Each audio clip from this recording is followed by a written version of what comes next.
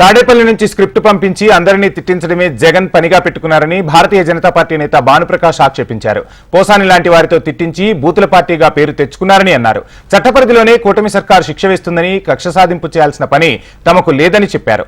Assembly అంటే దేవాలయం లాంటిదని, అలాంటి అసెంబ్లీకి బయట ఉండమనడం పిచ్చికి పరాకాష్ట అని ఆక్షేపించారు. ఇదే పందాలో వ్యవహరిస్తే రానున్న రోజుల్లో 11 సీట్లు సైతం ఇవ్వరని హెచ్చరించారు భారతీయ జనతా పార్టీ నేత భానుప్రకాష్. ఏం మాట్లాడతావు మాట్లాడు, సమాధానం చెప్పడానికి సిద్ధంగా ఉన్నావు. నీకు మాట్లాడేదానికి మాటలు లేవు, మాట్లాడేదానికి అవకాశం ఇస్తానంటే కూడా నువ్వు రాకుండా దాంకొని తిరుగుతున్నావు అంటే ఇది ప్రజాస్వామ్యం మీద నీకున్నటువంటి నమ్మకం దీనిలో తెలిసిపోతాను. పోసాను అలా టోల్ దగ్గరంతా మాట్లాడించి తిట్టించి బూతులకు కేర్ ఆఫ్ అడ్రస్ వైసీపీ. రాజకీయ క్షేత్రంలో రాజకీయాల గురించి మాట్లాడాలి కానీ కుటుంబాల గురించి ఏందయ్యా? స్క్రిప్ట్ రాయించింది తాడేపల్లి ప్యాలెస్ నుంచి, పలికిన పలుకులు వెళ్ళి రాతలు మాత్రం జగన్మోహన్ రెడ్డి అండ్ పార్టీ ఎవరు ఒక్కొక్కరు బయట వస్తారు.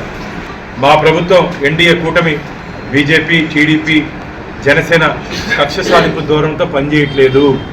చట్ట పరిధిలో మేము పనిచేస్తాం. చట్ట పరిధిలో ఎవరెవరు ఎప్పుడెప్పుడు ఏమేం చేస్తారో అందరినీ చట్ట పరిధిలోనే వారిని శిక్షిస్తాం.